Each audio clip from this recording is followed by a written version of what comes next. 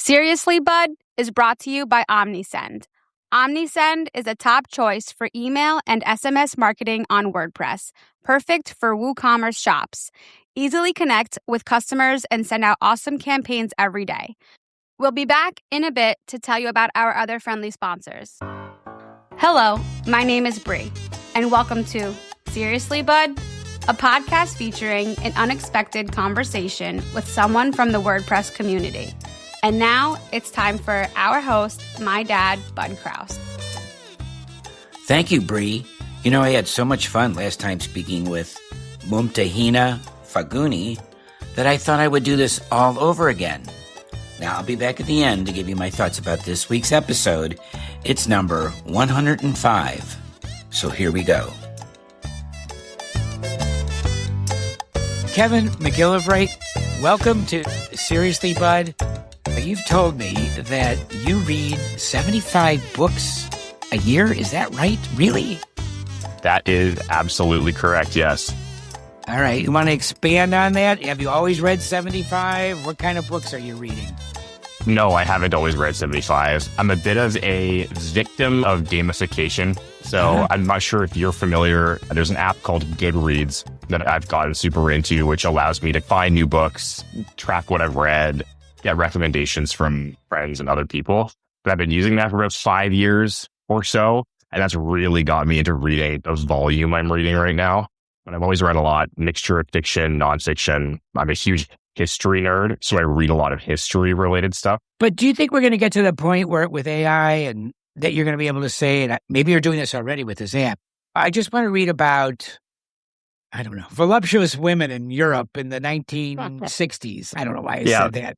But and it'll pull out not just the book titles, but the passages that would interest you in the different books. Yes?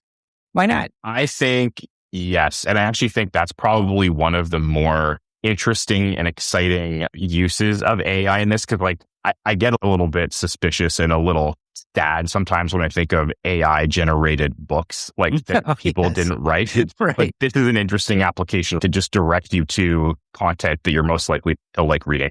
Well, why not? My 100th episode, by the time this airs, it'll have already occurred. But so I can say this. What I did is I put all of the audio files into NotebookLM. And now that I have all the episodes in there, I can query and create all kinds of text content. But even better, I could have conversations about the content with audio-generated AI stuff. Oh, my Lord. And that's what I'm going to do for the 100th episode, which I'm working on now.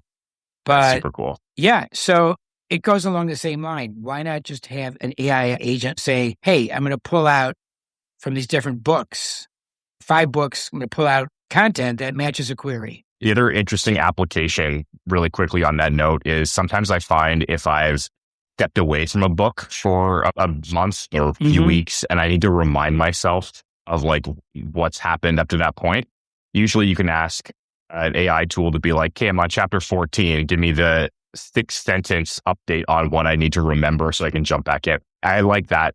Great. Or a summary of what I've read to this point. Or, yeah. Oh my. So what about, now there's 2 things. One, do you ever listen to books? Yes, I do. Yeah. Not as much as I read them, but I do. And tell me how you feel about the different experiences between reading. See, I do all my books auditorially because I can't really read. So I use Audible all the time, which the great thing about it is that when you listen to the way, if an author also reads the book, it can be, why wouldn't you listen? Why wouldn't you do it this way? Yeah. It's really amazing. So tell those me, are super cool. So you do that. And is there any kind of history? Because I'm a history guy too. So tell me what you're hooked on. Yeah. To answer your initial question, one difference between the written and listening that I found. Oh, yeah, please. Listening takes longer. So my patience sometimes for a book that is maybe 600 or 700 pages long will take about 30 hours if you're listening to it on normal speed. So that's the one difference. But when I walk my dog or I'm out driving somewhere that's a longer drive, I'll throw on an audiobook and it works through them slower, but that's how I'll do it. In terms of period of history, is really mixed. I often try and find new periods of history that I haven't read a lot about. I've done a lot of the ancient stuff. I've done a lot of the World War II era. And then it's interesting to find new periods of time or places in the world where you can actually learn something new. Yeah, I don't know how much of a history guy, but I love biography. What a surprise. Stories, right? Seriously, bud? Yeah, stories, the biographies to me are really, and a lot of political books too. Mm-hmm. And I sometimes read stuff that's more, I could do like business. And I say read, of course, I'm listening to it. A lot of business stuff too, that's sort of like college level textbook stuff. You listen to it and you go, that should be a college textbook. And it turns out it is. Yeah. Now, another thing about you that I know is you're a music guy. Me too. Yes. Tell me about the music. Yeah. So I think both playing and listening. So as a child growing up, I got into the piano thing as a youngster, as many people do, to learn music. And then I played the trumpet for a while. I played the drums for a while. So in my early life, I was very into the playing piece. I don't play as much anymore, but I certainly love listening to music, and both like music, what you would consider. And I listen to music while I work as well. So I'm always discovering new music with no lyrics, lo-fi type stuff that just helps me concentrate. But hold on a second. I interrupt my guests too. It's okay to interrupt me too. Yeah. Seriously, bud? Yeah. There you go. I was getting a little worried about you, but you came through. But the music that you listen to, do you listen to, is it classical music? Is it music? Is it what? If you're asking about what I listen to while I'm working, it's more like a video game soundtrack, which is, it's not quite classical. Right. It's depending on whatever genre it is. It's just lo-fi, which means it's got a little bit of an electronic feel just to ease the mind while you type. Do you like going to concerts? Like me, I like all kinds of music. Classical. Yeah. I've gone to opera, classical, folk music, rock music. Now I have my favorites, but there's nothing that's bad unless it's bad. Yeah. I love going to live music. I've been to some really good shows. We don't go to as many anymore as I probably would like to, because we live on the island. But I've seen some really good ones. I saw Coldplay live, which was really great. Red Hot Chili Peppers. Yeah. My wife and I, she brought me to see Taylor Swift on that big Eras tour. A production for sure. So yes, I love live music. Yeah. Now we're going to get to where you're located in a little bit. We'll get back to that. But you also love to travel. Now that sounds typical for a WordPress guy, but you haven't always been a WordPress guy. You're That's right. To that. And we'll cover all that in a second. So where do you like to go to? Ooh, good question. So I think the easy answer to that is my wife and her family are from the Philippines. So we go there every 3 to 5 years, maybe, to go see her family and also travel around. And it's basically like island paradise in a lot of ways. So that's been a favorite destination of mine. I also love Europe. I love the UK. London's one of my favorite cities to visit. And we always try and go to an interesting place. Like last year, we went to Tunisia in North Africa, which was cool. Sam, we're talking about going to North Africa. What do you think of Tunisia? Yes, highly recommend. Like we were considering Morocco, Tunisia, like we wanted to do something up there. The cities are super beautiful, super safe. The food, people are super friendly. I bet. It is a coastal, ancient Rome kind of vibe. And then you can very quickly get into the desert. So there's a lot of stuff for everybody. The only tricky thing is French is the primary language. So there's a little bit of a drawing on my grade 6 French to operate there. What about going to Algeria? Did you think of that too? We didn't. Perhaps another time. We were only there for a short little bop, but I'm certainly open to something like Algeria as well. I know I've repeated this 1,000 times already this year, but we're going to WordCamp Europe. Yep. And we're extending that to anything that starts with a P. Poland, Prague, Paris, Porto, Portland, Portugal. Yeah. It'll be it's 3 weeks. And that's right after we come back from a trip to Hawaii. So we're going in really different directions. That's going to be, and I don't know how much I'm going to be doing of the show, but we'll see, because it's hard to do this and do that kind of traveling, but we'll see. Yeah. Now, yes, you got to tell me, I already know, but where do you live? Because I have been to this place. Yes. I live in beautiful British Columbia in Canada on Vancouver Island. Yes, you do. Yes. Just outside of Victoria. And I've lived here for about 4 years now. Okay. I haven't been to your island. I know I haven't been. Where is the island in relation? Obviously, it sounds like it's west. It would be in the ocean. But is it north of Victoria? Is it south? So Vancouver, the city, is on the mainland. I think it's about a 2-hour ferry ride from Vancouver to Victoria, which is west, out into the ocean. Victoria is a little bit further south than Vancouver is. Oh, it is? I always thought it was north. That's right. It's south of Vancouver. Just a tad. The island goes way up north, but it's only about a 15-minute flight, so it's very close, but it is on the island. Do you know how many people live on your island? It must be really small, right? Is it? I think the city itself, Victoria, has about 300,000, and then there's a couple of other smaller cities, so it's probably 500,000, maybe. But can you have to take an airplane to go from Victoria to your island? Or sorry, Victoria is on an island, and it's the same island I live on. Yeah. Oh, okay. Got it. So I was a little confused with my geography. You live on Victoria. So this is where it's really confusing. Vancouver, Vancouver, Kevin, the city. Hold on a second. It's very easy to confuse me. So you're doing a great job. So go on. The easiest way to think about it is Vancouver, the city, is on the mainland. So it's on mainland BC, North America. I live on Vancouver Island, which is the big island just west of Vancouver. Okay.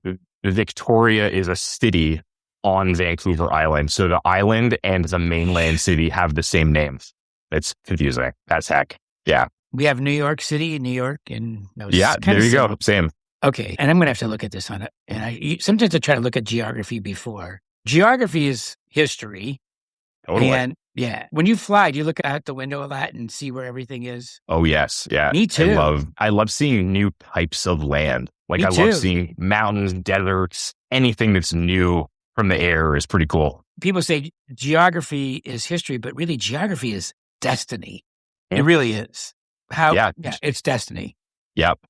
If you're ever in the market for a good book or books, there's some really good ones out there that talk about how history is basically just geography. Like your history is determined by geography in so many ways. So the two are really linked. Yeah, it's so interesting. I love it. I love to fly over cities at night or day, see how they're laid out. It's so cool. I don't understand why people don't. It is the best part of flying is looking out the window and seeing where stuff is. And I don't like it when it's cloudy because there's nothing to see. It's great when it's clear. Oh, my Lord. I was going to say, even at nighttime where you see dark little twinkle of a little something and you get to see how people live in little towns here and there. Anyway, let's keep going. But I share your enthusiasm for that. I'm sure you look up too at night and see the little stars and think, I'm not that far from outer space here. Of course, yeah. Yeah, so it's cool. Now, we have to say that you work at Pressable, one of my sponsors. And thank you, Pressable and Kevin, for making that possible. It's really nice when you sponsor me and anybody else, quite frankly, because it makes what we do possible. That's just the bottom line, because I can't do this without sponsors because of the amount of time and seriousness that you put into it. And you have to be compensated in some way. Otherwise, you just can't do it. 100%. So you understand that. And I always try to do whatever I can to help the sponsors out. I do use your service. I don't use it as much as I probably should. Hey, why don't you tell me what you do? This is your WordPress moment. Go for it. Yes. Yeah. Thank you. I am the Chief Marketing Officer at Pressable. And for those out there that aren't as close to this world, Pressable is part of a much larger company called Automatic. Pressable does manage WordPress hosting for a giant swath of the WordPress community. I'm proud to say it's one of the fastest growing pieces of that world right now, which is really cool to be part of. And in my role within marketing, I get the joy, and this is something I've loved even since I started business, of sitting between technical and commercial. So working with people who are trying to accomplish a goal and getting them the right technology and tools to be able to accomplish that with whatever product, in this case, managed WordPress hosting that we offer. And it's an incredible experience to get in the technical weeds and bring it back out through like the business side, and also be building this like flywheel where you've developed a very strong longer term relationship with the users of your product. And that's a huge part of what we do at Pressable. I'm not saying I'm qualified, but if there's any job that I would like to do, it would be something like yours. I'm not qualified, but I know a lot of people that do. Tim Monner from, I don't know if Tim, from Big Scoots. He's exactly like you, except at Big Scoots. Similar role, similar attitude, mindset. It's so interesting to talk to you guys and get all that stuff that, I don't know, before Pressable, you worked at other little company, right? Yes. Yeah. Yes. I know which one you're referring to. I started my career at a company called Telus here in Canada. So I did 8 or 9 years in telco. That was a very solid role or part of my career where I really learned everything about how to be a marketer. I did all sorts of different stuff, got me into technology, got me into networks and things like that, which was neat. And then, which I know where your question was directed, I moved to Shopify, which is one of our Canadian darlings here. And that was a transformative experience for me to be part of. I started working at Shopify in 2019, leading a bunch of the marketing for Shopify's point of sale product. So helping businesses sell in person. And that was a really neat window where joined 6 months later, COVID happened. And the objective of my job very quickly changed to helping businesses survive and helping them have continuity for what they were doing by getting online or navigating some of the tricky things during that period. So that was a really neat moment in my career. And then I shifted on the back half of my time there to do more merchant servicey type of work. So payments, shipping, taxes, marketing, advertising, all the things that businesses on the platform need to grow. And that was cool because you got to get in tax law in the US or labor laws in the EU. And you got to learn about how all these different things funnel into building a really good product. And yeah. You mentioned before that Pressable is really skyrocketing, I assume, in sales. And I'm going to say, do you have any idea why? And it's probably because of you. I won't say that, but it's certainly been a wonderful time to be part of this business and the growth we're seeing. I think in reality, it is driven by a handful of things. I think our product is increasingly more and more mature, delivering things that the users who use it want and need. I mentioned balancing technical with commercial. One of the things we do really well at Pressable is balancing technical with human. So we're investing a lot in making sure users of Pressable can use AI to build and accelerate and grow and scale. But it's still backed by the humans. You can still talk to a WordPress engineer if you need help.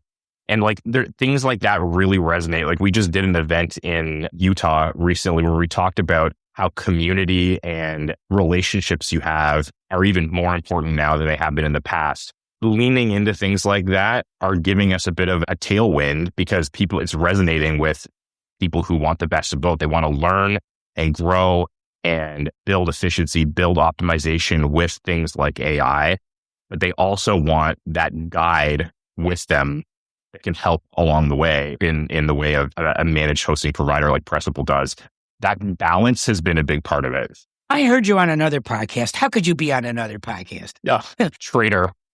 Yeah. Maybe it was the WP Minute, the only other good podcast. Oh, I shouldn't say that's not. But it's there's a lot of great podcasts, but you know what maybe it was with Matt Madero. So I don't know. It was with Matt. Yes, I was on that about a month ago. Yeah, it was good. I studied up on that one. And if I'm not mistaken, you look at it, and we're not going to do much more of this WordPress stuff, but that Pressable was in between WordPress.com and VIP. And that's how it's positioned. Right. Where is all this growth coming from, though? Is it coming from just more business? Other companies are losing business to you? What's going on? Hey there. We'll get back to the show in just a moment. Seriously, Bud is made possible by Pressable. They make managed WordPress hosting simple. Your sites load fast, stay online, and you get 24/7 expert support from people who actually know their stuff. No downtime drama, no endless tech headaches, just hosting that works. Whether you've got one site or hundreds, Pressable keeps things smooth and secure so you can focus on your business. Check them out at pressable.com/BUD. And finally, by the WP.world, a great way to see who's in the WP world and what they are up to. Find out at the WP.world. That's right, it's the WP.world. And let others know what you're up to, too. Now, let's get back to the show. Yeah, I think it's similar to my previous answer where there's not one giant silver bullet, but I'll give you a couple of insights. So number one is we are seeing a ton of growth from the type of businesses that are already thriving on the Pressable platform. agencies are a great example of that. Agencies do really well on Pressable. Our product is designed for that experience to be great. So whether it's agencies that are moving from another host, or they're shifting more of their business into WordPress, or they're like rebalancing portfolios, or they're growing, we have all sorts of that stuff coming through. So there's ideal customer profiles, is the marketing speak of what we call it. That's one of them. And we hit home run there. There are other categories as well where we're growing. Commerce is another area where Woo stores have to host somewhere. Why not on Pressable? Our experience is a really great one from the home team, as it works. So that's another area where we see stores moving to Pressable, their host. And then the third and final one I'll mention is increasingly we're bringing the non-agency, non-store, but site that needs a ton of really juicy stuff to operate and have that type of standalone site find a comfortable home on Pressable.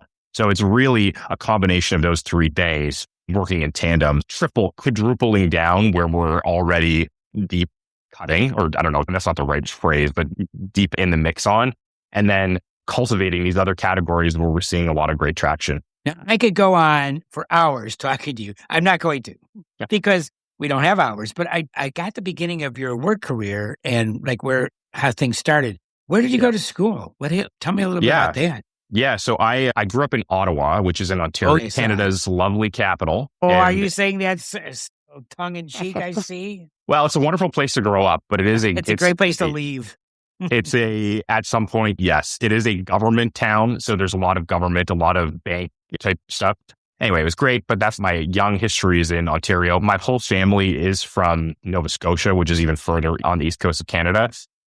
And then I went to university. Wait, your mother, though, is from Manitoba, right? She is born in Manitoba. She was the daughter of an Air Force family. So she moved all over the country world to an extent, spent a lot of time in Nova Scotia, but she was born in Winnipeg.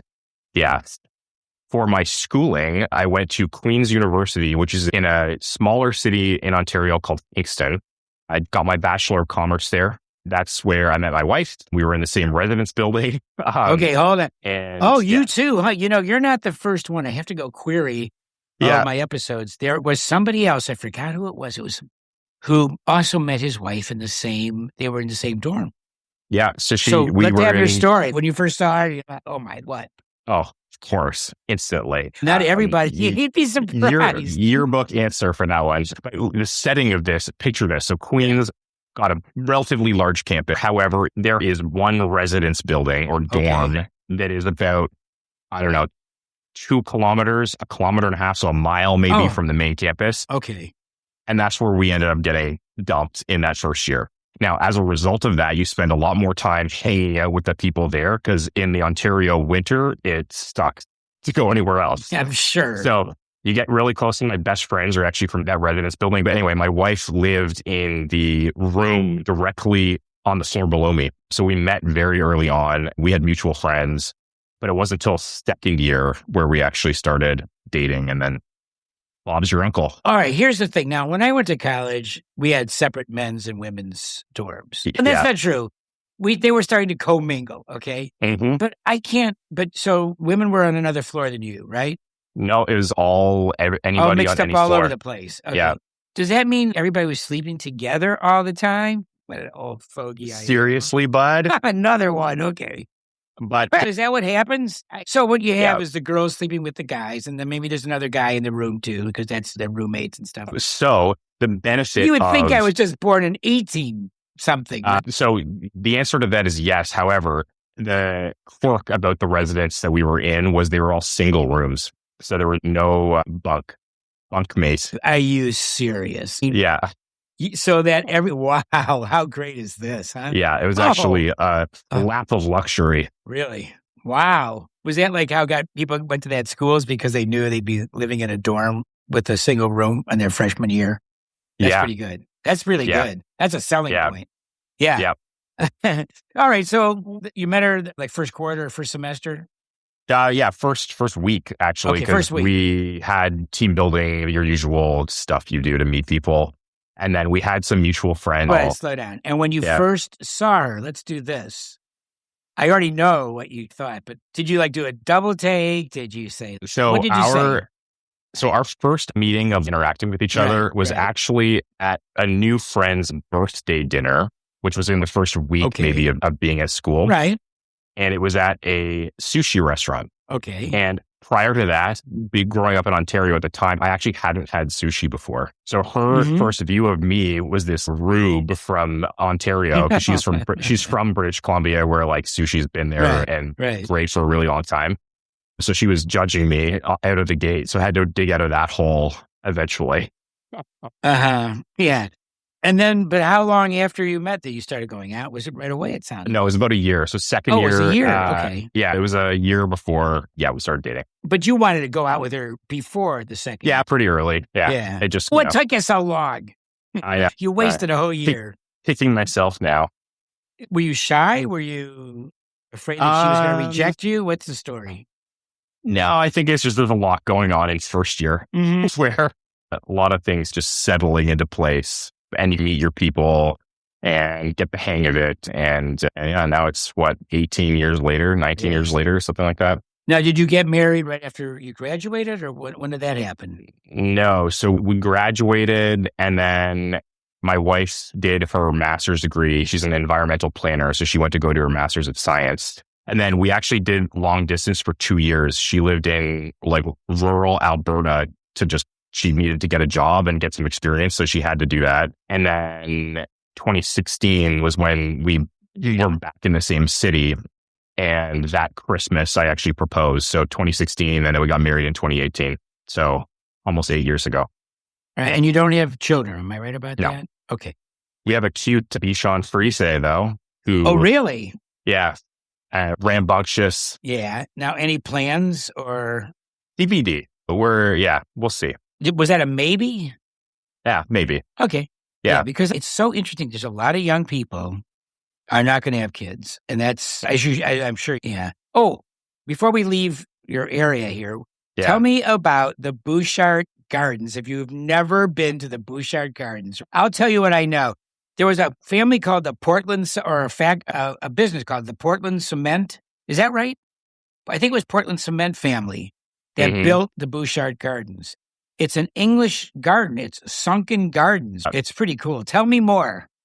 I've been there a bunch of times. I think I've actually only been there once in blooming season in the summer. It's massive. So it's a sunken garden, but it's a square mile or something. It's quite large.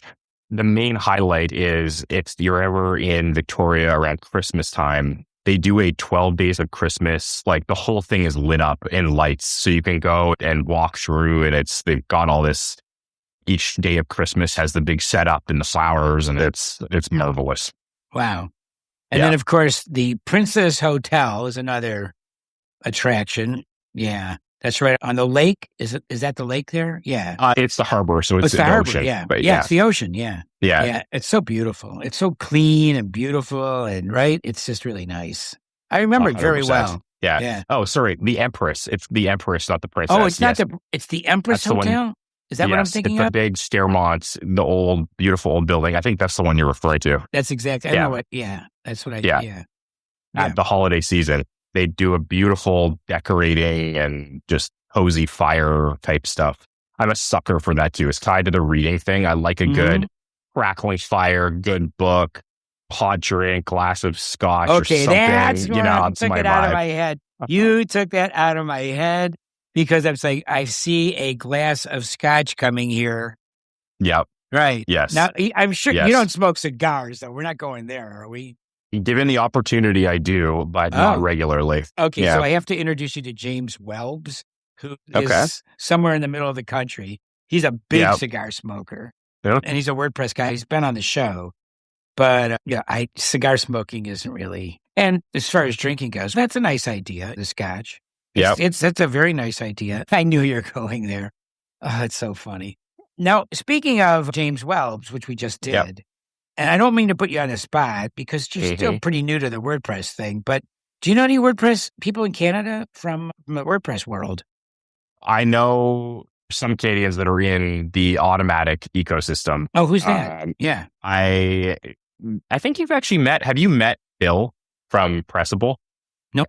customer success guy, Phil Thompson. I don't. He's awesome. He handles all of our customer interactions. He's in Toronto. I also go way back with Tamara Neeson, who's the chief marketing officer, WooCommerce. She's also just outside of Toronto in Waterloo. Right. There's a bunch of good Canadians at Automatic. Yeah. I'll name some Canadians that are not at Automatic that you'll probably hear of sooner. Dan Knaus, who's in Edmonton. Is that right? Yeah. He's in Edmonton. Yeah. James Giroux is in Ottawa. And then a whole bunch of people in Toronto. There's Rob Cairns, who's been around forever. There's, a bunch of guys. I don't want to start naming everybody, but yeah, and I went to WordCamp Canada a couple of years ago. This year it's going to be in Vancouver. Yeah, I feel like I got to go. It's so close. Yeah. That shouldn't be too hard for you to go to. I'm not going. It's too far. Yeah, the last one was in Ottawa, actually. We went as a team. I wasn't there, but I will probably try and go to the one in Vancouver because it's so close. Do you think you'll sponsor something in Vancouver? We might. Yeah, we sponsored WordCamp Canada last year, so we'll probably give it a good look this year as well. All good. Now, we've come to that point in the show. You thought we would never get there, but I'm asking you, who do you recommend I have on a future episode of Seriously, Bud? I would actually say one of those two people who I just mentioned. So Phil Thompson, who's our leader of customer success at Pressable, or Tamara, who is the marketing leader for WooCommerce. Excellent individuals and good characters. The thing about my show is I'm always looking for good stories, but it almost goes without saying. It doesn't, but it almost goes without saying.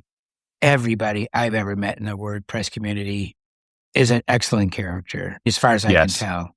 There's something about the community that draws or inspires people to be their best, to show up being their best. That's really cool. And I think it's one of the things that I like about it, because for most of my life, I didn't always show up to be my best.